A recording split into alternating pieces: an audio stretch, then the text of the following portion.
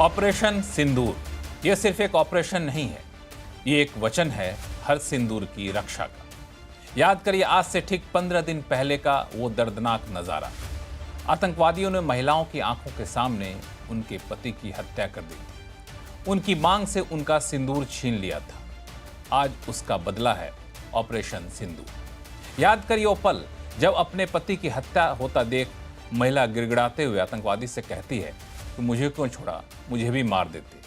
आज उन्हीं आतंकवादियों का सरगना अपने परिवार की 10 लोगों की मौत से इतना सदमे में है कि गिड़गिड़ाते हुए कह रहा है कि मेरे परिवार को क्यों मारा, मुझे ही मार देते। ये है ऑपरेशन सिंदूर। ये एक संदेश है हर उस आतंकवादी और आतंक को पनाह देने वालों को जो हमारे घर में घुसने की सोचता है।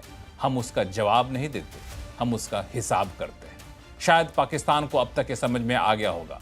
तो क्या अब पाकिस्तान आतंक की अपनी फैक्ट्री बंद कर देगा या पाकिस्तान आतंकिस्तान ही बना रहेगा? ऑपरेशन सिंदूर के बाद आज सुबह से पाकिस्तान जो हरकत कर रहा है उसका जवाब भारत कैसे देगा?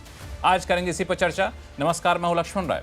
चर्चा में शामिल होने वाले अपने मेहमानों से आपका परिचय कराऊं, इससे पहले देखिए रिपोर्ट।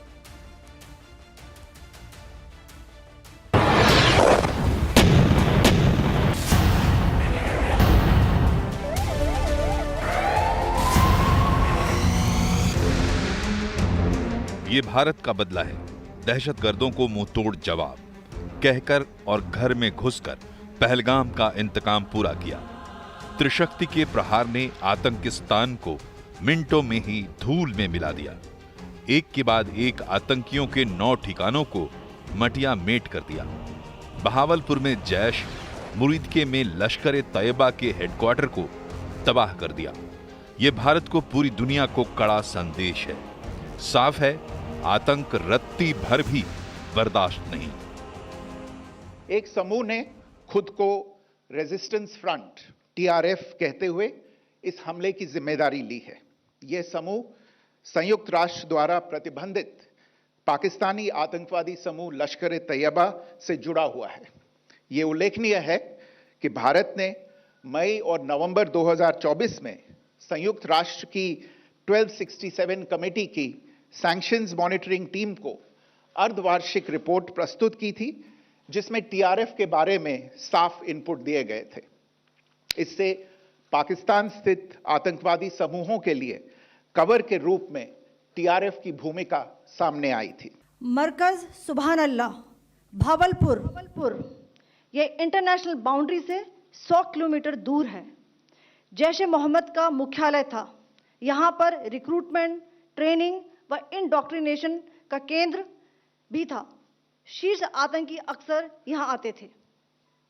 मैं आप सबको बताना चाहती हूँ कि किसी भी सैन्य ठिकाने का निशाना नहीं बनाया गया और अभी तक किसी तरह की नागरिक क्षति की रिपोर्ट नहीं है। इस हमले की प्लानिंग पूरी तरह सटीक थी। खुफिया जानकारी थी कि आतंकी अपने हाइडआउट से शिफ्ट होने वाले थे, लेकिन वो वहां से भाग पाते कि भारतीय मिसाइल ने उनको और उनके मंसूबों को धराशायी कर दिया। भारत को जख्म देने वाला आतंकी मसूद अजहर अब रो रहा है, अपनी मौत मांग रहा है। उसके परिवार के 14 लोगों का जनाजा निकल गया। उसने कहा, हमले में बहन, बहनोई, भांजा मारे गए। मेरे भाई और उसकी पत्नी की भी मौत। भारत के एक्शन में हाफिज सईद का करीबी भी मारा गया। उनका सिक्योरिटी इंचार्ज भी मारा गया। जो हमले हुए इसमें 8 पाकिस्तानी शहीद हुए, 35 इंजर्ड हैं। हमले का भरपूर जवाब अफवाज पाकिस्तान पाकिस्तानी कौम की हमायत से दे रही हैं और देती रहेंगी। हमने हनुमान जी के उस आदर्श का पालन किया है जो उन्होंने अशोक वाटिका उजाड़ते समय किया था। जिन मोहि मारा तिन मोहि मारे। हमने केवल उन्हीं को मारा जिन्होंने हमारे मासूमों को मारा। पहलगाम में जो कुछ हुआ उसका बदला ऑपरेशन सिंदूर से पूरा हुआ। इससे पहले भारत ने उड़ी और पुलवामा का भी प्रतिशोध लिया था, लेकिन पाकिस्तान बाज नहीं आ रहा है। अभी भी गीदड़ भभकी दे रहा है। तो क्या पाकिस्तान अभी सजा पाकर चुप बैठ जाएगा या फिर भारत को जख्म देने के लिए फिर से कोई कायराना हरकत करेगा? आतंक के खिलाफ जंग में भारत को अभी और क्या बड़े एक्शन लेने होंगे ताकि पाकिस्तान को वो सबक मिले कि फिर भारत की तरफ आंख उठाने की वो जरूरत न करे। आज इन्हीं सवालों पर करेंगे चर्चा और हमारे साथ खास मेहमान जुड़ रहे हैं। पूर्व डिप्लोमेट दीपक वोरा साहब, defence expert major general retired Rajan Kochar ji, defence expert U S Rathore साहब जुड़ेंगे, डिफेंस एनालिस्ट जीजे सिंह साहब हैं, राजनीतिक विश्लेषक शुभांकर मिश्रा और डिफेंस और strategic affairs expert major general retired Sanjay सुई। आप सही मेहमानों का बहुत बहुत स्वागत हमारे शो में। आप सभी को मेरा नमस्कार। और पिछले कई दिनों से 15 दिन से लगातार हम लोग चर्चा इस बात पर कर रहे थे कि पहलगाम हमले का बदला कब लिया जाएगा। अब ये बदला ऑपरेशन सिंदूर के तहत लिया गया है, लेकिन उसके बाद आज सुबह से लगातार जिस तरीके से पाकिस्तान सीमा पर गोलीबारी कर रहा है और हम लोगों ने उसके आतंकी ठिकानों को नेस्तनाबूद किया, वो हमारे यहाँ सिविलियन लोगों पे हमले कर रहा है। ये कितना सही है? दीपक वोरा साहब।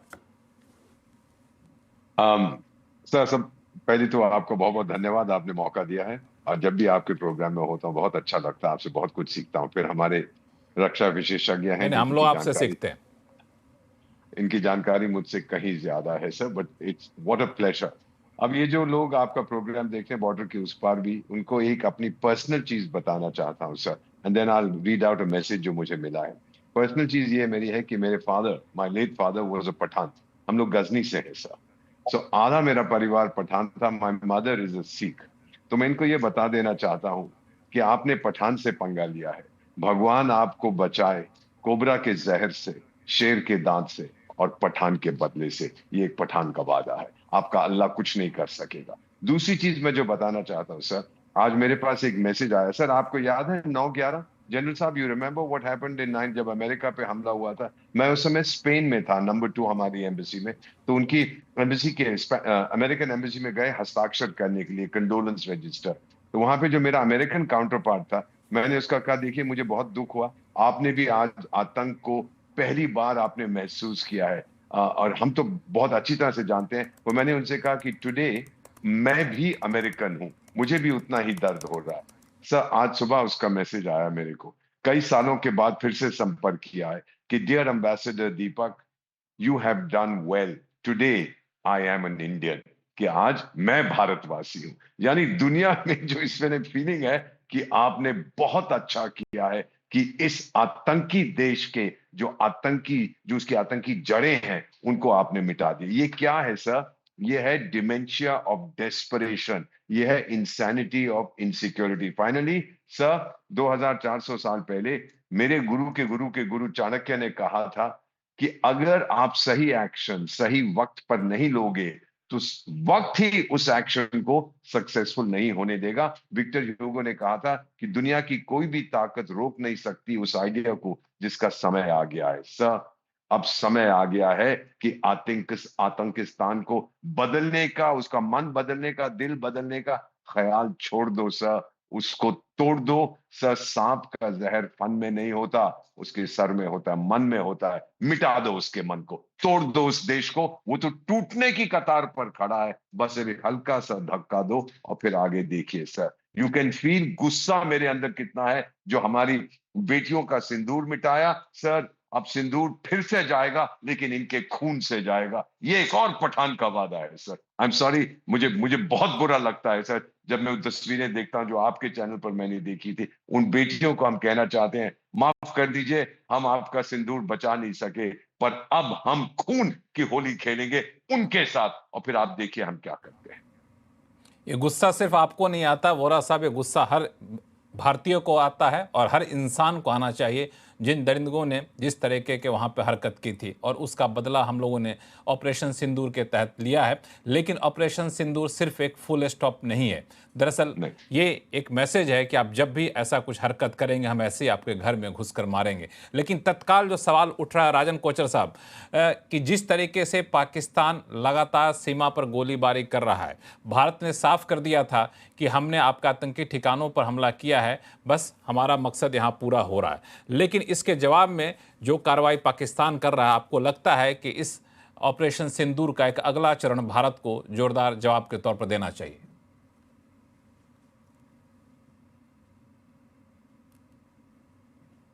राजन कोचर साहब, आपकी आवाज नहीं आ रही, आप म्यूट पे हैं शायद। अच्छा, एक मिनट। जो ये बहुत अच्छा सवाल है आपका। ये जो मैं पाकिस्तान को क्लोजली ऑब्जर्व कर रहा हूँ और जो भी वहाँ से स्टेटमेंट्स आती हैं वो मैं पढ़ता हूँ और सुनता हूँ, तो एक चीज़ बहुत क्लियर है कि ये लड़ाई यहाँ पे ख़त्म नहीं है। और हमको बहुत क्लियरली समझ लेना चाहिए कि ये जो 9 टारगेट्स आज हमने पाकिस्तान के एड्रेस किए और ध्वस्त किए हैं, ये एक शुरुआत है और ये मामला यहाँ पे ख़त्म नहीं होता है, क्योंकि पाकिस्तान भी इसको आगे ले जाने की कोशिश कर रहा है। आज आपने देखा और आज शाम की रिपोर्ट है कि पुंछ के एरिया में बहुत शेलिंग हुई है और काफ़ी जो घरों को नष्ट किया गया है। अपने सिविल टारगेट्स को पाकिस्तान ने एड्रेस किया है और शायद पाकिस्तान में एक और नैरेटिव चल रहा है कि हमारे कई जगह इसको बोलते हैं कि 3 हमारे हवाई जहाज गिरा दिए, 5 गिरा दिए, और ये उनके रिस्पॉन्सिबल चैनल्स में आ रहा है। ये नहीं कि आप एक डिस इन्फॉर्मेशन कैंपेन, ये पाकिस्तान के लोगों को फीड की जा रही है इंफॉर्मेशन। पाकिस्तान फौज की तरफ से आईएसपीआर की ये स्टेटमेंट्स आ रही हैं, तो आप समझ सकते हैं कि एक ऑफिशियल प्लेटफॉर्म पे ये बोला जा रहा है और लोगों को कन्विंस किया जा रहा है, पर इसका कोई प्रूफ नहीं है उनके पास। कहीं पर भी वो दिखा नहीं सकते हैं कि ऐसा कुछ जो हमारे हवाई जहाज, और इसको मुझे तो हंसी आती है क्योंकि हमारे हवाई जहाज ने तो पाकिस्तान के अंदर घुसे ही नहीं अभी तक, तो इसको कहाँ पे वो हमको नष्ट कर पाएंगे और क्या चीज़ कर पाएंगे। पर ये पाकिस्तान की फितरत है, जैसे एम्बेसडर वोरा ने भी समझाया है। तो अब ये जो लड़ाई है, अगर हम सोचते हैं कि यहाँ पे ख़त्म हो जाएगी, ये हमारी गलतफहमी है और हमको ये इसका लड़ाई यहाँ नेक्स्ट पे ख़त्म होगी ये सोचना गलतफहमी, हमको इसका नेक्स्ट स्टेप भी सोच के रखना चाहिए। यूएस राठौड़ साहब, नेक्स्ट स्टेप क्या हो सकता है हम लोगों की तरफ से, या फिर पाकिस्तान हमें उकसा रहा है कि आप कुछ ऐसा करिए ताकि दुनिया के सामने हम जाके गिड़गिड़ा बताएं कि भारत ने हम पे हमला कर दिया? जी देखिए, जाहिर सी बात है कि अगर भारत ने ये स्टेप लिया है ऑपरेशन सिंदूर के तौर पर, तो ये सोच के नहीं लिया है कि बात यहाँ थम जाएगी, यहाँ बात रुक जाएगी। भारत ने अगले स्टेप्स के बारे में, अगले ही नहीं अगले 10 स्टेप्स के बारे में सोच लिया होगा। अभी ये बात है कि ये आगे का स्टेप पाकिस्तान का रिएक्शन तय करेगा। पाकिस्तान किस तरीके का रिएक्शन लेगा उस पे ये अगला स्टेप होगा। ज़रूरी नहीं है कि पाकिस्तान ऑपरेशन सिंदूर का जवाब दे किसी एयर रेड से या और किसी तरीके से। जिस तरीके के हालात अभी पाकिस्तान ने लाइन ऑफ कंट्रोल पर बना दिए हैं, आर्टिलरी फायरिंग से, मोटर फायरिंग से और दूसरे तरीक़ों से, हो सकता है कि इसके जवाब में भारत को एक बार या 2 बार फिर से कोई स्ट्राइक करनी पड़े और इस बार शायद लैंड फोर्सेस को भी उतारना पड़े। वहाँ पर बताया जा रहा है कि लाइन ऑफ कंट्रोल में सिचुएशन बहुत ख़राब है और बहुत बड़े पैमाने पर सिविलियन जान और माल का नुकसान हुआ है। बिल्कुल, इसीलिए मैं कह रहा हूं, चूंकि वहां पे हालात बहुत ख़राब हो रहे हैं और सिविलियन लोगों के जान माल के नुकसान हो रहे हैं। शुभांकर मिश्रा, क्या माना जाए कि अब हम लोगों को अगले चरण की तैयारी कर लेनी चाहिए या फिर अगले 24 घंटे के भीतर ऐसा कोई अगला चरण या करारा जवाब भारत की तरफ से देखने को मिल जाएगा? लक्ष्मण जी, आपके सारे पैनलिस्ट को मेरा नमस्कार और जय हिंद। मेरा सौभाग्य है कि मैं इस टीम पैनल के बीच में हूँ। इसमें से कई सारे लोग ऐसे हैं जो मेरे आदर्श रहे मेरे सर्विस के दिनों में। चलिए अब मुद्दे पे आते हैं। जहां तक आपने बोला कि हमारा रिस्पांस अगले 24 घंटे में क्या होगा, 24 घंटे हम सिर्फ इंतजार करेंगे। हम ये देखेंगे कि पाकिस्तान की तरफ से क्या कार्रवाई होगी। और जैसा आपने पहले पूछा था कि पाकिस्तान की तरफ से क्या कार्रवाई हो सकती है, मुझे नहीं लगता कि पाकिस्तान अभी जो हालत है उसमें कोई भी काइनेटिक मूवमेंट करेगा या कोई कन्वेंशनल ऑप्स की तरफ सोचेगा। पाकिस्तान की हमें एक चीज समझनी पड़ेगी कि पाकिस्तान के पास एक बहुत खूबसूरत कैपेबिलिटी है, लो कॉस्ट उनके पास एक बहुत बड़ा जरिया है जो उनके मिलिटेंट्स और हमारे यहाँ जो उनके सिंपथाइजर्स हैं। मुझे लगता है कि पाकिस्तान की तरफ से कुछ ऐसा किया जाएगा जो इन लो कॉस्ट आर्सेनल को इस्तेमाल करते हुए हमें कहीं चोट पहुंचाने की कोशिश करे। आज मैं पाकिस्तान के कई सारे चैनल्स और उनके प्रधानमंत्री के स्टेटमेंट को नेशनल असेंबली में दोनों चीजें सुन रहा था। अभी जो उनका फोकस है वो सिर्फ ये है कि वो किस तरीके से पहले तो ऑपरेशन सिंदूर को डिस्क्रेडिट करें कि उनका उतना नुकसान नहीं हुआ जितना हम बता रहे हैं। दूसरा, वो ये बताना चाहते हैं कि हमारा भी उन्होंने 3 जहाज, कोई बोलता है 6 जहाज, कई सारे जहाज उन्होंने गिरा दिए। उनका बस चलता तब तक तो शायद वो चंद्रमा पे भी हमला कर चुके होते, शुक्र ग्रह पे उनकी कॉलोनी बन चुकी होती, इंटरनेशनल स्पेस स्टेशन पे उन्होंने मिसाइल डाल दिया होता और हब्बल टेलीस्कोप तब तक तो उन्होंने उड़ा ही दिया। खैर छोड़िए, वो पाकिस्तान की काबिलियत है, वो काफी कुछ कर सकते हैं, हम उस पर बात नहीं करते हैं। बट जो कई सारे चैनल्स पे मैंने उनकी जो आज आप उसको गुहार समझ लीजिए या जो भी, उनकी गुहार ये थी कि अब हमें चाहिए कि किसी भी तरीके से हम इंडिया को फोर्स करें कि इंडस वाटर ट्रीटी को जो हेल्ड इन अबेंस रखा गया है उसको वापस किया जाए और इंडस वाटर ट्रीटी को वापस बहाल किया जाए। तो अभी पाकिस्तान की सबसे बड़ी दुखती नस जो है वो है इंडस वाटर ट्रीटी। और मुझे लगता है कि अब हमें जो हमारी अगली कार्रवाई है, हमें काइनेटिक, जैसा सर ने बताया कि हमारे जितने भी फौजी ऑप्शंस हैं वो सारे तैयार हैं, रिहर्स्ड हैं, प्रैक्टिस्ड हैं।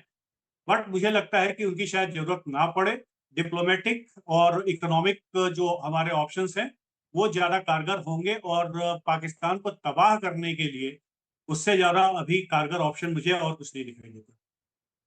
मेजर जनरल रिटायर्ड संजय सोही साहब, अभी भारत ने साफ तौर से पाकिस्तान के आर्मी को, पाकिस्तान को चेतावनी दी है कि आप जिस तरीके से सीमा पर गोलीबारी कर रहे हैं, आम लोगों को नुकसान पहुंचा रहे हैं, वो अच्छी बात नहीं है। इस चेतावनी का सीधा सा मतलब है कि अगर ये चलता रहा तो फिर आप आतंकी ठिकानों से ज़्यादा बड़ा कार्रवाई हमारी तरफ से देखेंगे।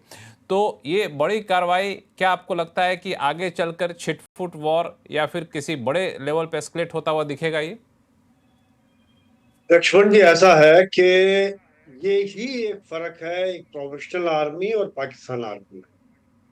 हमने हमारा जो हमला हुआ, देखिए 9 टारगेट से आतंकवादियों पर हमला हुआ, उनके कैंप्स पर हमला हुआ, किसी पाकिस्तान की पोस्ट पर हमला नहीं किया, किसी सिविलियन पर हमला नहीं किया, आसपास गांव, स्कूल, बाकी चीजें थी वहां नहीं किया गया, 3 पॉइंट अटैक किया गया। और उसका ये बदला क्या ले रहे हैं? वो सिविलियंस पर हमला कर रहे हैं, गांव पे हमला कर रहे हैं। यही कर सकते हैं, यही करते रहे हैं। पहलगाम में क्या किया? 69 लोगों को मारा। बाकी भी क्या करते हैं? ये यहाँ भेजते हैं और आम आदमियों को मारते हैं। यही सोच है, इससे ऊपर नहीं उठ पा रहे हैं वो। और ये भारत की हमारी जिम्मेदारी है कि चाहे वो हमारे जो पॉपुलेशन है, कोई भी भारतीय है, कहीं भी हो, चाहे पुंछ हो, उड़ी हो, तंगधार हो, कहीं पर भी हो, उसकी रक्षा हमारा धर्म है और सेना ये करेगी। और मैं ये समझता हूँ, मैं ये जानता हूँ कि हमारे लोकल कमांडर्स इस चीज में पूरी तरह से कैपेबल है, उनके पास क्षमता है इसका मुंह तोड़ जवाब देने के लिए, उनकी तोपों का मुंह बंद करने के लिए। और ये हो भी रहा है कई जगह। अब कुछ जगह ऐसी होती हैं लक्ष्मण जी के जो घिरी होती हैं, जैसे कि कहीं पर वो ऊपर है, या वो इलाका जैसे पुंछ का इलाका थोड़ा घिरा हुआ है 3 तरफ से, तो ऐसे इलाके में वो ज्यादा करें। लेकिन मैं ये जानता हूँ कि बाकी जगहों पर जो उनको मार पड़ रही है वो है, और यहाँ पर भी हम जवाब देने में सक्षम है। और मुझे लोकल कमांडर, लोकल उनके ऊपर पूरा भरोसा है। जैसे एक बात और मैं कहना चाहता हूँ कि इसके लिए यही लोकल एक्शन नहीं, लेकिन 2 बातें मैं क्विकली ऐड करना चाहूंगा। आपका चैनल लाखों लोग देख रहे हैं कि पाकिस्तान और क्या कर सकता है इसके अलावा। इसके अलावा अभी उन्होंने प्रोपेगेंडा वॉर शुरू किया हुआ है, जैसे कि आप बता रहे थे जहाज गिरा दे या हमारा ये करे। दूसरा, वो सोशल मीडिया के द्वारा भी देश के अंदर डिस्टरबेंस, इंटरनल डिस्टरबेंस करने की कोशिश कर सकते हैं। जैसे इनका उद्देश्य था पहलगाम अटैक में कि हिंदू मुस्लिम्स के बीच में दंगे कराने या गड़बड़ कराने की कोशिश की जाए, उसमें वो फेल हो गए। भारत का हिंदू मुसलमान सभी ने करारा जवाब दिया, इस बात के इकट्ठे खड़े हैं। और वही जवाब कश्मीर के लोगों ने दिया। यहाँ पर यही बात अभी भी वो कोशिश करेंगे इस तरह की। और तीसरा है साइबर अटैक, क्योंकि ये कुछ चीजें हैं जो शायद एक लो कॉस्ट ऑप्शन की तैयारी करें, जिसके लिए आपके चैनल के थ्रू मैं यही बताना चाहूंगा कि लोग सचेत रहें और आपका चैनल है, जैसे अच्छे चैनल्स हैं, रिलायबल चैनल्स हैं, इनको देखें और इन्हीं पर भरोसा करें। लक्ष्मण जी। जी बिल्कुल, ये जो लो कॉस्ट टेक्निक है उसको पाकिस्तान अपनाना चाहेगा। जीजे सिंह साहब, ऐसे हालात में चूंकि ये जो प्रोपगेंडा वॉर फैला रहे हैं, सोशल मीडिया के जरिए मिस इन्फॉर्मेशन फैला रहे हैं, इससे आखिर पाकिस्तान हासिल क्या करना चाहता है? क्या वो अपनी फेस सेविंग एक्सरसाइज के तौर पर इसको इस्तेमाल कर रहा है, या फिर भारत के लोगों को गुमराह करना चाहता है, या फिर बाकी दुनिया को बताना चाहता है कि हमारे पास भी ताकत है? नहीं, आपने ठीक कहा बिल्कुल कि ये जो एक फेस सेविंग डिवाइस है उनकी, क्योंकि मैं इनको जब देखता हूं तो मैं समझता हूं कि इनका अगर ट्रैक रिकॉर्ड देखा जाए इस सेंचुरी का 201 से जब पार्लियामेंट के ऊपर अटैक किया, उसके बाद 26/11 हुआ, पठानकोट हुआ, उरी हुआ, पुलवामा हुआ, अब पहलगाम हो गया, तो ये इनकी जो डीएनए और जो फितरत है पाकिस्तान आर्मी की, वो मैं समझता हूं कि उसको एड्रेस करने की बहुत जरूरत है। और उसके लिए हमें कोई बहुत जबरदस्त जो है काइनेटिक रिस्पॉन्स की जरूरत है, क्योंकि आपने ये देखा होगा कि ये लोग आपस में तो लड़ते रहते हैं। मैं तो ये भी कहूंगा कि मुझे याद आ रही है आपको हिलेरी क्लिंटन की स्टेटमेंट के जो अपनी बैकयार्ड के अंदर सांपों को पालते हैं, क्या वो भूल जाते हैं कि उनको काटेंगे? ये मैं उसकी सॉरी मैं थोड़ी डिप्लोमेसी की कर रहा हूं। ये जो उसका बयान था ये हाफ ट्रूथ था, क्योंकि ये जो सांप हैं पाकिस्तान के अंदर, जो तंग की गुट है, जब ये हिंदुस्तान का नाम सुनते हैं तो एक सूत्रधारी हो जाते हैं, एक हो जाते हैं, फिर लड़ने को आ जाते हैं। आपस के इनके जो डिफरेंसेस है वो खत्म हो जाते हैं। तो ये एक बड़ी डेंजरस कंट्री मैं समझता हूं, क्योंकि दूसरी बात जो मेरे जहन पे आती है कि इनकी जो डीप स्टेट मिलिट्री है वही डिसीजंस लेती है। अभी आपने सुना उसके पॉलिटिशियंस जो डिफेंस मिनिस्टर है या उनका प्राइम मिनिस्टर है, वो जो स्टेटमेंट्स देते हैं मैं उनको कोई अहमियत नहीं देता, क्योंकि इवन इनकी जो फॉरेन पॉलिसी के फाइनल डिसीजंस हैं वो इनकी आर्मी लेती है, इनके जनरल्स लेते हैं। तो अगर मैं इसके सेंटर ऑफ ग्रेविटी को देखूं, जैसे आज की तारीख में, आज सुबह जब हमने एक बहुत ही प्रोफेशनल, जिसको कहते हैं कि कैलकुलेटेड, कैलिब्रेटेड, बहुत ही प्रोपोर्शनेट, मेजर्ड, उनके ऊपर अटैक किया है, कोई सिविलियन कैजुअलिटीज नहीं की, कोई कोलैटरल डैमेज नहीं हुआ, वो एक प्रोफेशनल रिस्पॉन्स था हमारी आर्मी का। मगर ये जो लोग हैं, ये लोग इसको समझते नहीं है। ये पाकिस्तान की आर्मी इज अ रोग आर्मी, उससे कुछ भी आप एक्सपेक्ट कर सकते हैं। और मुझे सबसे बड़ा जो डर है कि ये अपने चेहरे को, फेस सेविंग डिवाइस को बचाते हुए कुछ ऐसा काम कर सकते हैं कि जो सॉफ्ट टारगेट्स हैं, जैसे कर्नल राठौर साहब कह रहे थे कि अभी से उन्होंने जो सिविलियन पॉपुलेटेड एरिया है एलओसी के ऊपर, वहां पे आर्टिलरी फायर करना शुरू कर दिया है।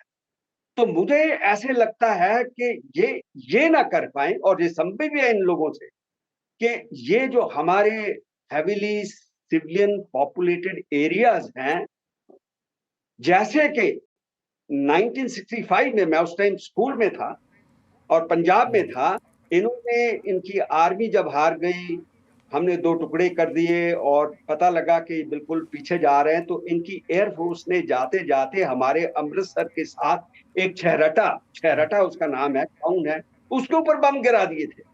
तो ये ऐसी कोई भी हरकत अलोंग साइड आईबी भी कर सकते हैं। तो हमें स्थिर रहने की बहुत जरूरत है।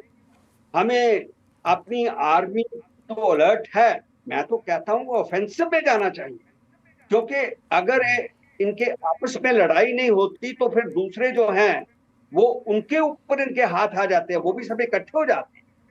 तो ये बिल्कुल एक आपने सही कहा ऐसी कि हमें उसके आर्मी से सतर्क रहना चाहिए, क्योंकि आजकल दिक्कत ये थी कि आर्मी को ये दिखाना था कि हम बड़े पावरफुल हैं, और जिस तरीके के बयान आ रहे थे, तो इस नए डेमोक्रेटिक सेटअप में वहाँ अपने आप को एस्टेब्लिश करना आर्मी के लिए बड़ी चुनौती थी, जिसकी हालत लगातार कमजोर होती जा रही थी। इसकी रणनीति यहाँ पे थी। लेकिन आपने एक जो बात कही वो बड़ा अच्छा है कि वहाँ के पॉलिटिशियन भी कुछ वैसे बेतुके बयान देते हैं। आज सुबह जब ऑपरेशन सिंदूर खत्म हुआ, तुरंत में वहाँ से रक्षा मंत्री का ट्वीट आया कि हमने वहाँ के फ्लाइट को कब्जे में ले रखा, फाइटर को।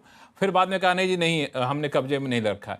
तो इस तरह के बयान देना फिर पलट जाना बहुत ही झूठ बोलने के एक्सपर्ट हैं। इनकी जबान के ऊपर आप विश्वास नहीं कर सकते, इनके अखलाक के ऊपर विश्वास नहीं कर सकते।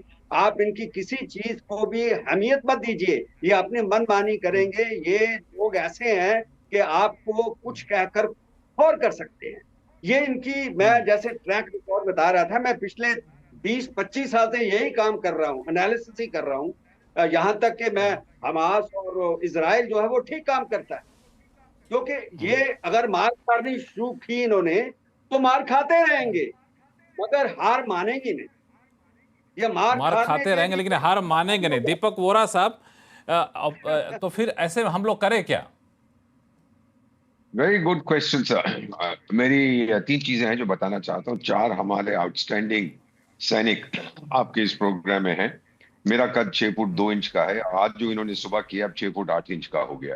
तो इन सबसे अनुरोध है कि कंट्रीब्यूट करके एक नई पतलून खरीद दीजिएगा, क्योंकि मेरी पतलून थोड़ी छोटी हो गई है, मेरा कद लंबा हो गया। Well done Indian military, salute from me. दूसरा सर, अब मैं कुछ यही सवाल पूछूंगा दोबारा अपने आप को कन्विंस करने आपको, क्या पाकिस्तान एक्सेप्ट करता है कि भारत की बराबरी नहीं कर सकता? नहीं एक्सेप्ट करता है। क्या वो मानता है कि उसकी फौज हमारी फौज की अपेक्षा बिल्कुल बेकार की है? नहीं मानता। क्या उसकी सरकार मानती है कि वो कटोरा लेके भीख मांगने के लायक भी नहीं रहा? नहीं मानते। क्या उसके पास कोई ऐसे मित्र हैं जो हमेशा उसका साथ देंगे? नहीं है। चीन ने भी उसका साथ छोड़ दिया। क्या वो आतंक को छोड़ देगा एज स्टेट पॉलिसी? नहीं छोड़ेगा। तो इसका सोल्यूशन यही है सर। 4 तो उसके ऑलरेडी जंग चल रहा। आप तो 2 फ्रंट वॉर की बात करते हैं, वो 4 फ्रंट पे लड़ रहा था। तालिबान जो उसका डार्लिंग होता था एक टाइम में अफगानिस्तान में, वो ठोक रहा है उसको। खैबर पख्तूनख्वा में तहरीक तालिबान ठोक रहा है उसको। बलूच लिबरेशन आर्मी ने तो मेरा ख्याल 90% बलूचिस्तान को आजाद करवा दिया है। फिर ईरान के साथ पंगा हो रहा है, वो सिस्तान बलूचिस्तान प्रोविंस का। 4 तो उसके ऑलरेडी फ्रंट खुले हुए हैं, 5वां उसने मेरे साथ खोल दिया। अरे बेवकूफ मैड मुल्ला मुनीर, तुझे कुछ पता भी है क्या होता है? डू यू अंडरस्टैंड स्ट्रैटेजी क्या होती है, टैक्टिक्स क्या होती है? अगर मान लीजिए तू किसी और फौज में होता, शायद भूटान की फौज में भी होता, तुझे वहां से निकाल देते 10 दिन के अंदर। फाइनली मैं मुनीर, मैड मुल्ला मुनीर से एक सवाल पूछना चाहता हूं। चाणक्य ने हमको सिखाया था 3 स्टेजेस होती हैं जब हम एक्शन लेते हैं सर। पहला होता है डिले, हल्के, जब वो एक्सपेक्ट करता है हम नहीं करेंगे। फिर डिनाई, कहते जी मुझे मारने वाला है। जी हम तो कुछ नहीं कर रहे हैं, हम तो आराम से बैठे। देखिए दीपक वोरा और ये सारे लोग टीवी पे बैठ के हंसी मजाक कर रहे हैं। और फाइनली होता है डिस्ट्रॉय। तो मुनीर साहब, एक आपसे प्रश्न है, अब तेरा क्या होगा मुनीरिया, बता मुझे। राठौर साहब,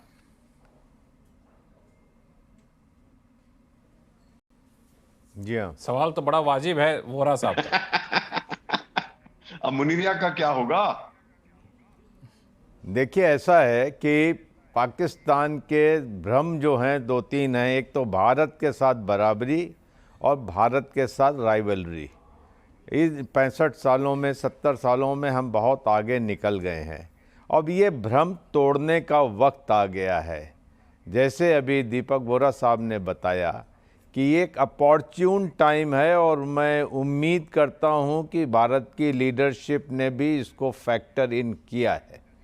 अगर हम पाकिस्तान के साथ एक कन्वेंशनल वॉर में जाते हैं तो मैं आपको दावे के साथ बता सकता हूं कि खैबर पख्तूनख्वा और बलूचिस्तान में से एक प्रोविंस पाकिस्तान लूज करेगा।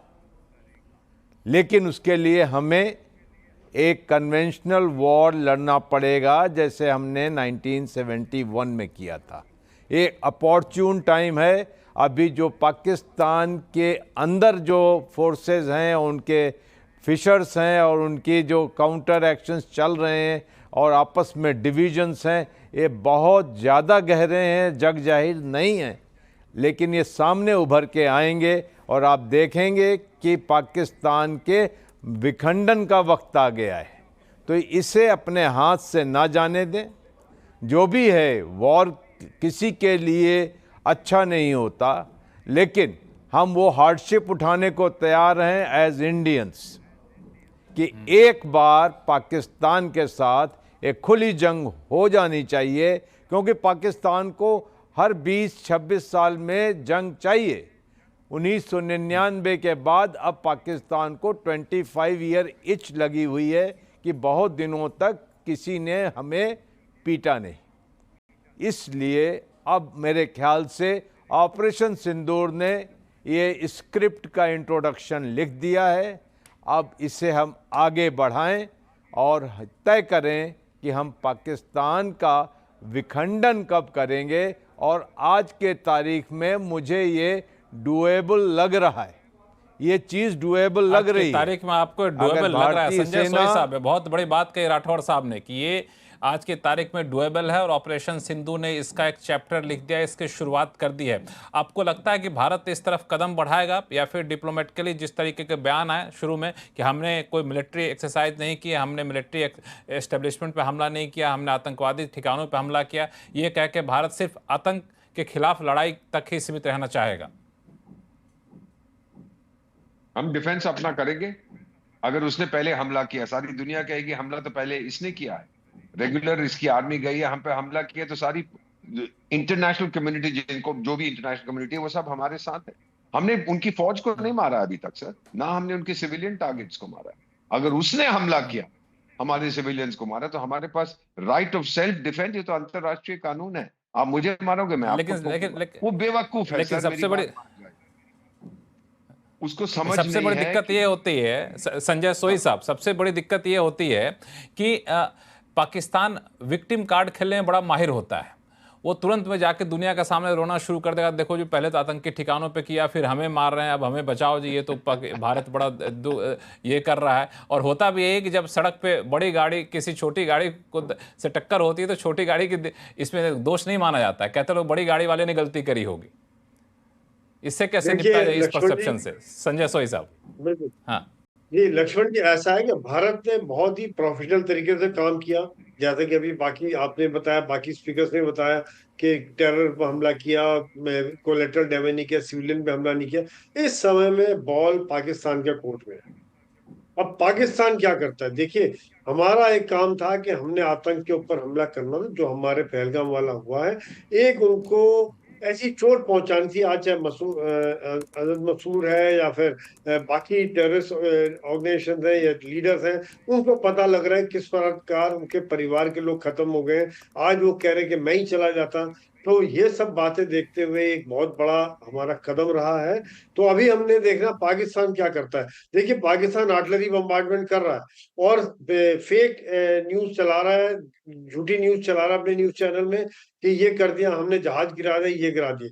तो ये सब देखते हुए आज हमें दुनिया को हम पहले ही साथ में ले चुके हैं। जिस प्रकार से हमारा प्रेस कॉन्फ्रेंस हुआ है, जिस प्रकार से हमारे एनएसए ने, अमेरिकन एनएसए से बात की, रशिया, यूरोपियन यूनियन के देशों से, मिडिल ईस्ट के देशों से, आज सभी हमारे साथ हैं क्योंकि हमने आतंक पे हमला किया। और इस समय में जो लड़ाई है आतंक से सभी दुखी हैं। हमने जितने टेररिस्ट मारे हैं, यहाँ पर एक बात ध्यान रखनी पड़ेगी कि आज पूरी दुनिया को धन्यवाद करना चाहिए भारत का।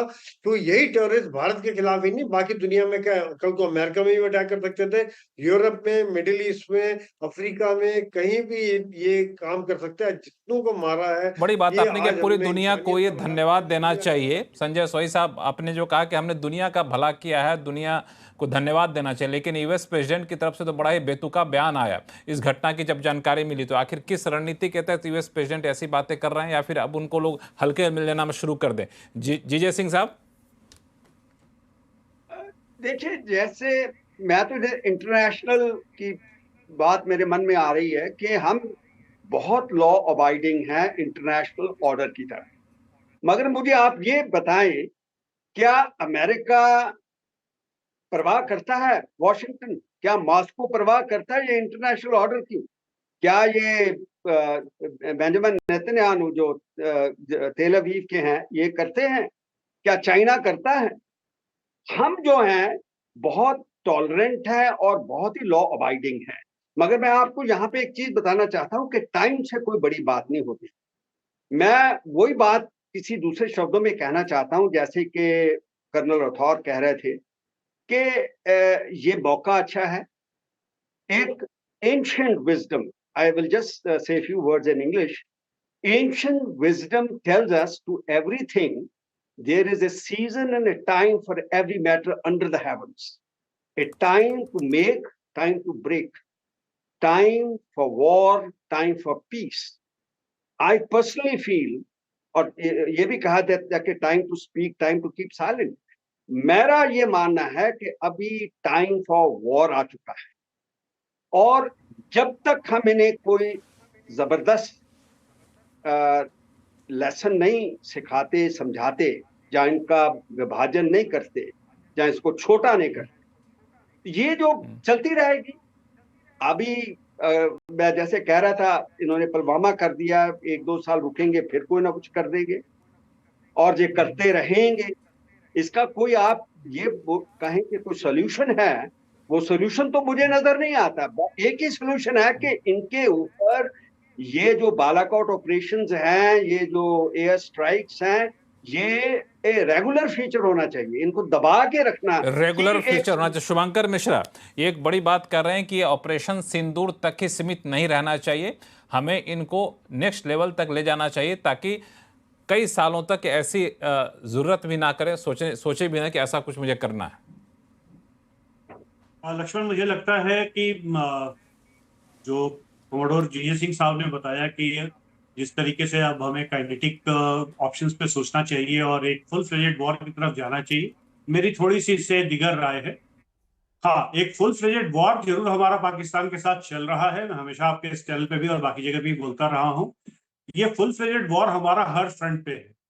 मिलिट्री एक्शन उसमें से एक कंपोनेंट है जिसमें हमने आज एक measured and non escalatory response दिया है।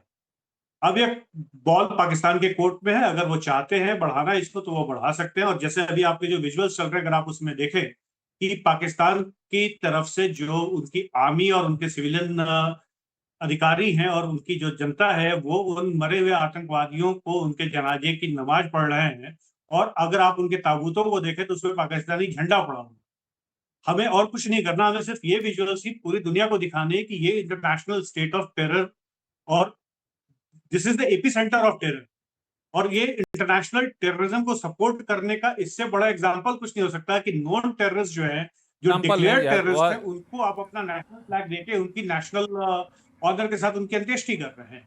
रहा सवाल इतना ही नहीं, उसको वहां जब दफनाया जाने की प्रक्रिया चल रही थी, वहां के आर्मी वहां पे थी, वहां पुलिस थी, वहां पे चीफ ऑफ आर्मी स्टाफ की तरफ से वहां पे श्रद्धांजलि अर्पित की गई। इस तरह के विजुअल निकल कर आए, वो अपना बहुत ही शर्मनाक था। और आपने सही कहा कि ये सारे विजुअल ये दिखाने के लिए दुनिया के सामने कि पाकिस्तान किस हद तक आतंकवाद का समर्थन करता है, ये काफ़ी होगा, और ऐसी चीज़ों को दुनिया के सामने रखना चाहिए। फिलहाल वक्त है छोटे से ब्रेक का। ब्रेक के बाद चर्चा करेंगे खास मुद्दे पर, वह है कि ऑपरेशन सिंदूर, इस नाम को लेकर बड़ी चर्चा है सुबह से, जब से इसकी घोषणा हुई है। इस पर बातचीत करेंगे आखिर इसके जरिए सरकार क्या मैसेज देना चाहती है। आप सभी मेहमानों के साथ लौटते हैं छोटे से ब्रेक के बाद, कहीं जाइएगा नहीं।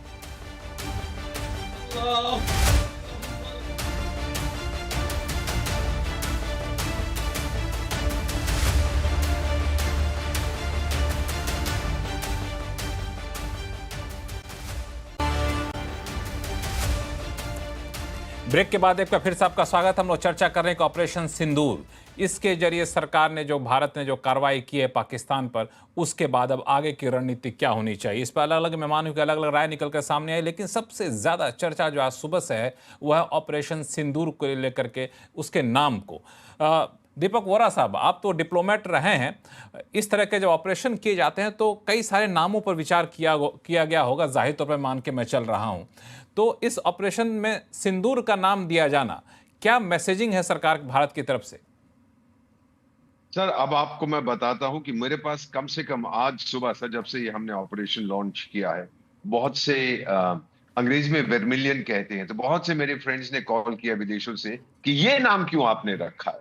फिर मैंने उनको समझाया कि नॉर्मली आप कुछ कह देते operation quick response, operation hit hard या ऐसा कुछ, तो मैंने बताया कि हमारी परंपरा में इसकी स्पिरिचुअल मीनिंग होती है, एक सिविलाइजेशनल मीनिंग होती है। सिंदूर हमारी बेटियों का की डिग्निटी होती है, उनकी इज्जत होती है, और इसीलिए हमने इसका इनाम रखा है। उन्होंने हमारी 26 बेटियों के सिंदूर मिटाने की कोशिश की है, तो हम बता रहे हैं उनको कि सिंदूर क्या जवाब देगा। और मैं इसमें एक और चीज भी ऐड करता हूं, जब आज मैंने बात की, मैंने कहा देखिए हमारी परंपरा में हम मानते हैं कि अगर आप महिलाओं की इज्जत करोगे तो आप उसका देवी का रूप देखोगे, आप अगर उसकी बेइज्जती करने की कोशिश करोगे तो फिर आप उसका दुर्गा का रूप देखोगे जिसके हाथ में खड़गा होता है।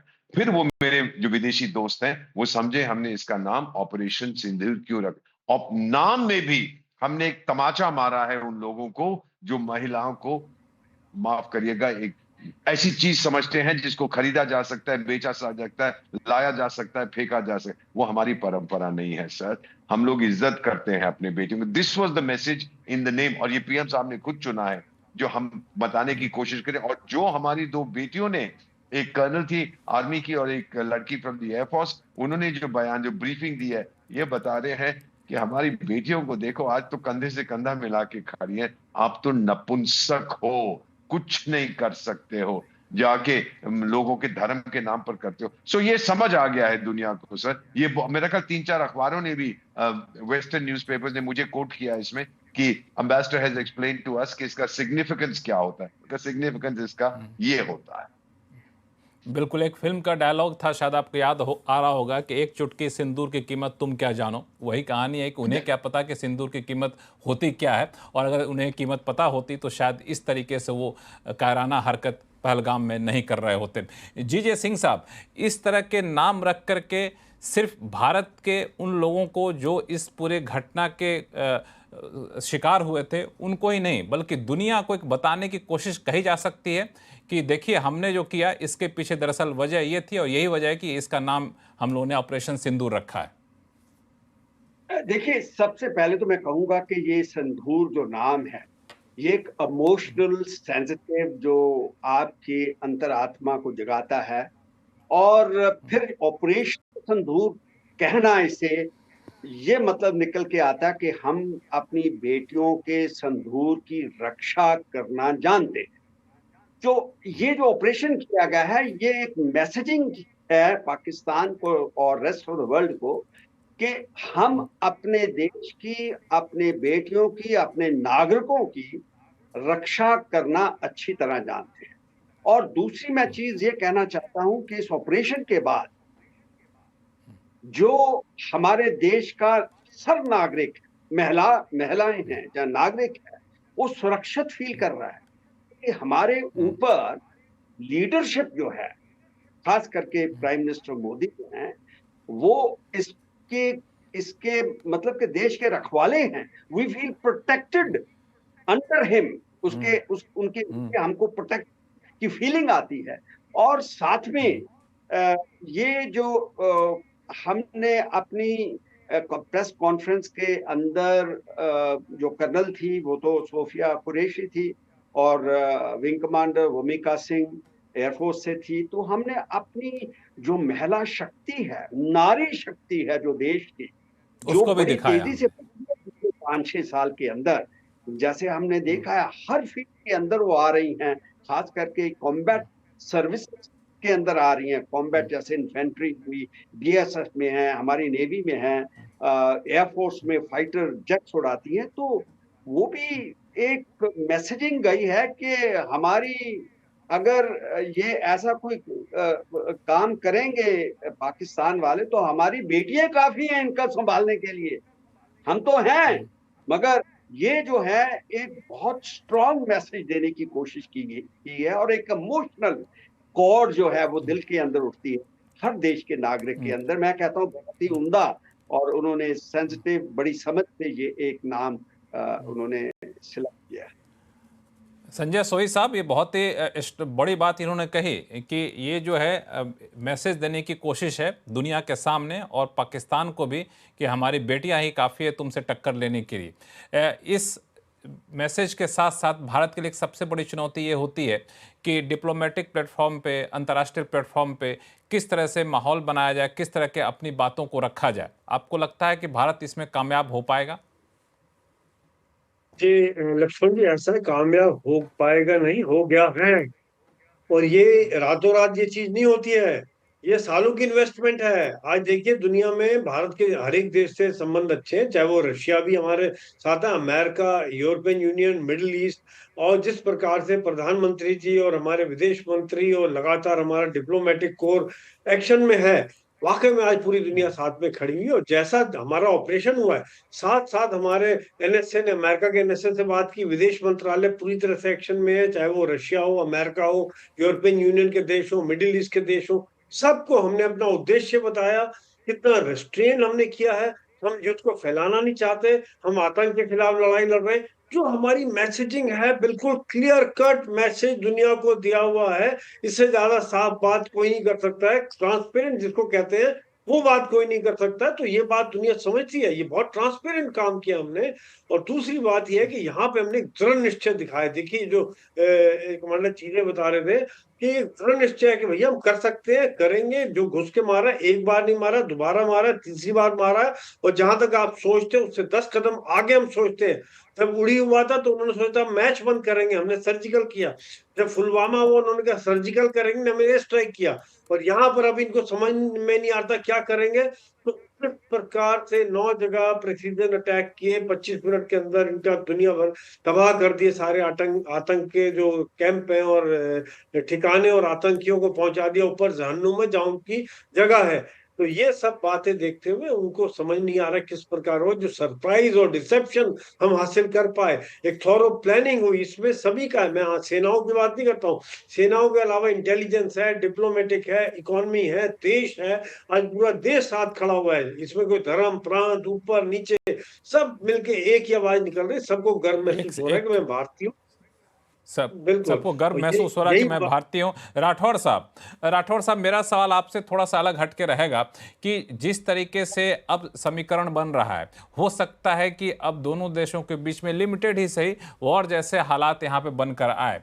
और इसी दौरान ऑपरेशन सिंदूर के बाद जो दिन भर में डेवलपमेंट हुआ, उसमें चीन की तरफ से जो हलचल देखने को मिली वो थोड़े से गौर करने वाली है। चीन के राजनयिक का वहां जाना, उनसे मुलाकात करना, चीन की तरफ से बयान आना। आपको लगता है कि भारत जब भी कोई ऐसी सैन्य कार्रवाई करे पाकिस्तान पर, तो इस चीज का भी ख्याल रखे कि हमें उधर से भी काफी ज्यादा सतर्क रहने की जरूरत है? लक्ष्मण जी, एक लाइन बोलूँगा ऑपरेशन सिंदूर के नाम के ऊपर। ये एक बहुत ही खूबसूरत और स्मार्ट ब्रांडिंग एक्सरसाइज थी।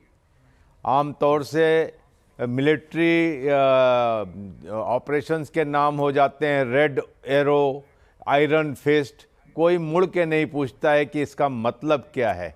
लेकिन जैसे ऑपरेशन सिंदूर है, हर आदमी पूछ रहा है, दुनिया के देश पूछ रहे हैं, और हमें एक मौका मिलता है बताने के लिए कि हमारे 26 घर उजाड़ दिए इन्होंने, 26 लोगों को मार दिया, औरतें विधवा हो गईं। वो वाकई एक इमोशनल कनेक्ट होता है। अब आती है बात कि चाइना के साथ और पाकिस्तान का नेक्सस जो है, चाइना पाकिस्तान की दोस्ती जग जाहिर है, लेकिन चाइना एक हद तक पाकिस्तान की मदद करेगा। ये सोचना कि चाइना हमारे खिलाफ पाकिस्तान को समर्थन देने के लिए वॉर में उतरेगा, हमारे लिए कोई टू फ्रंट जैसी सूरत हाल पैदा करेगा, दूर की कौड़ी लगती है। चीन ऐसी हिमाकत नहीं करेगा। और इसीलिए मैं कहता हूं कि इस वक्त भारत पाकिस्तान के बीच में शतरंज की बिसात बिछ गई है।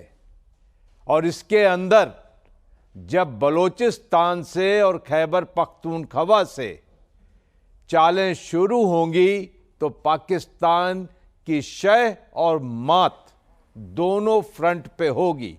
जब पाकिस्तान अपने स्ट्रेटेजिक रिजर्व्स और वहाँ से जो 70,000 सैनिक निकाल के भारत की तरफ लाएगा तो यहाँ वो वैक्यूम खड़ा होगा और बड़ी आसानी से बलूचिस्तान में एक ऐसा सिचुएशन पैदा होगा जो कि बलूचिस्तान को आज़ाद करके छोड़ेगा। इसलिए इस वक्त को समझें, इस मौके को समझें, नज़ाकत को समझें। ये बिसात कुछ कह रही है और ये कह रही है कि मौत का दिन दूर नहीं है। ये विसात कुछ कह रही है कि मौत का दिन दूर नहीं है। शुभांकर मिश्रा। लक्ष्मण जी देखिए, बिसात बिछ चुकी है, हमने अपनी चाल चल दी है और अब हम इंतजार कर रहे हैं पाकिस्तान अपनी चाल चले। इस पूरे चाल में अब देखना ये है कि पाकिस्तान घोड़े की चाल चल के ढाई घर चलता है या प्यादे को आगे बढ़ाता है।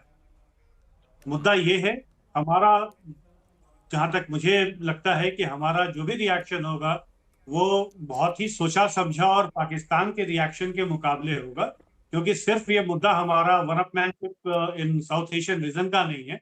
हम दुनिया की सबसे तेजी से बढ़ने वाली अर्थव्यवस्था में से एक हैं और सरकार इस समय कभी नहीं चाहेगी कि जो हमारा टारगेट है कि अगले कुछ सालों में हम विश्व की तीसरी सबसे बड़ी अर्थव्यवस्था बने, उसमें बाधा पहुंचे। नेशनल एम सबसे ऊपर होता है। मैं लेना चाहता हूं संजय सोई साहब, यही मैं समझना चाहता हूं संजय सोई साहब, भारत इस बात का ये क्यों ले बदनामी कि हमने वॉर शुरू कर दीजिए, पाकिस्तान को करने दीजिए, हम जवाबी कार्रवाई करेंगे ताकि आगे चल के कहीं अंतर्राष्ट्रीय मंच पर बात रखने की बात तो मैं कहूंगा। देखिए, दो बातें हैं लक्ष्मण जी, दोनों बातों का अलग अलग महत्व है। एक है कि हम चिंता क्यों करें दुनिया की, हम ठोके पाकिस्तान को और आज मौका है। लेकिन जिस प्रकार से आज हमारे देश की पॉलिसी है और जिस प्रकार से आज हमारी सोच चल रही है, उसके हिसाब से आज हमने कैलिब्रेटेड किया है, नॉन एस्केलेटरी किया है और एक प्रोफेशनल तरीके से हमला किया और दुनिया को इसका बता भी दिया क्लियर कट। लेकिन इस समय में जैसे सुधांकर जी बता रहे थे कि बॉल इस समय पाकिस्तान के पाले में है। अब पाकिस्तान कैसे करता है उसके लिए हम तैयार हैं, अगले 10 स्टेप के लिए तैयार है। पाकिस्तान अगर आर्टिलरी करता है, हम आर्टिलरी से करने के लिए तैयार है। अगर वो स्ट्राइक करता है तो फिर उसके बाद आप समझिए, अगर उन्होंने सीमा पार करने की हिम्मत की या जिस प्रकार से उनकी सोच है इस तरह किया, तो फिर हमारी सेना ऑल आउट जिसको कहते जाना, और उसके लिए सेना, नौसेना, वायुसेना सभी तैयार हैं और मैं भी तैयार हूं। जो जीजे सिंह साहब, पे जाने के लिए तैयार। यही रणनीति रखनी चाहिए जीजे सिंह साहब, यही रणनीति रखनी चाहिए, क्यों? जी बिल्कुल, क्योंकि पाकिस्तान के ऊपर तो जैसे जन साहब बता रहे हैं कि हमारी फुल फोर्स जाएगी, मैं तो कहूँगा हमारी नेवी भी जाएगी, क्योंकि मैं तो नेवी को रिप्रेजेंट करता हूँ। हमारी नेवी ने पहले भी इनके नाक में दम कर दिया था, क्योंकि हमारे में बड़ी कैपेबिलिटी है। 2 बैटल ग्रुप्स हैं। बैटल ग्रुप्स का मतलब हमारे पास 2 एयरक्राफ्ट कैरियर हैं जो कि 10-12 शिप साथ लेके चलते हैं, स्क्रीन करते हैं। 25 सबमरीन्स हैं, 150 शिप है। हमारी कोस्ट लाइन 7,500 किलोमीटर, उसकी डिफेंस के लिए हमने बहुत तरक्की की हुई है। काफी बड़ा असला है हमारे पास। इनकी तो एक ये कराची पोर्ट है जहाँ उसके से गवादार है। हमने कारगिल के टाइम इनको ब्लॉक कर दिया था सबमरीन्स के साथ, कोई शिप अंदर नहीं जा सकता, कोई बाहर नहीं आ सकता था, प्रेशर डाला था। 71 के अंदर ये बाहर लड़ने के लिए आ रहे थे तो हमने इनके घर के अंदर ही उनको पानी दिखा दिया, नीचे बॉटम ऑफ द सी पहुंचा दिया, स्कटल कर दिया था। इनका क्रूजर था PNS बाबर था, अकबर था, ये जो थे अपने माइंड स्वीपर थे। और जो कराची थी, कराची का जो इंफ्रास्ट्रक्चर था और जो वहां पे डेपो थे, सबको आग के हवाले कर दिए थे, भस्म कर दिए थे।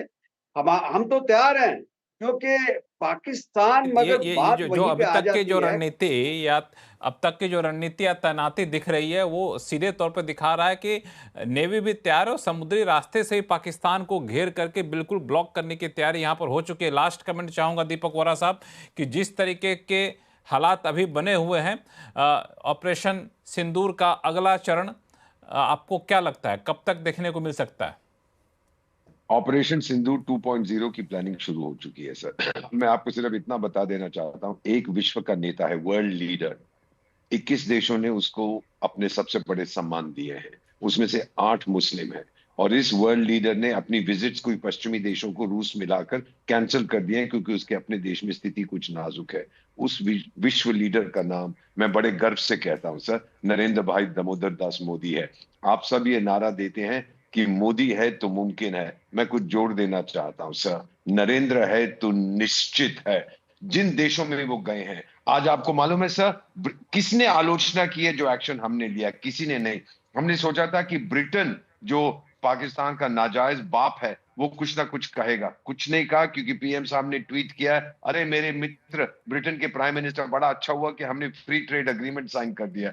ब्रिटेन समझ गया है कि पंगा लोगे, ट्रेड भी, ये फ्री ट्रेड एग्रीमेंट भी चला गया समुद्र के अंदर। ये अपने बड़ी अच्छी बात है कि पाकिस्तान को ये भी मैसेज देने की कोशिश है कि हो गया, आतंकी ठिकानों को नष्ट करिए, आगे बढ़ो, देश को आगे बढ़ाओ। देखो, हमने यूके के साथ फ्री ट्रेड एग्रीमेंट कर लिए, सबसे पहले ट्रेड डील हम यूएस के साथ करने जा रहे हैं। तो दुनिया कहाँ से कहाँ जा रही है, तुम यहाँ क्या पाकिस्तान आतंकियों को श्रेय देकर के अपनी ज़िंदगी बर्बाद करो। तो ये भी एक मैसेजिंग है, टाइमिंग भी देखिए आप। तो ये बहुत अच्छी बात आपने कही। आप सही मेहमानों का बहुत बहुत धन्यवाद हमारे शो में जुड़ने के लिए। आवाज़ अड्डा में फिलहाल इतना ही। देखते रहिए CNBC आवाज़। नमस्कार।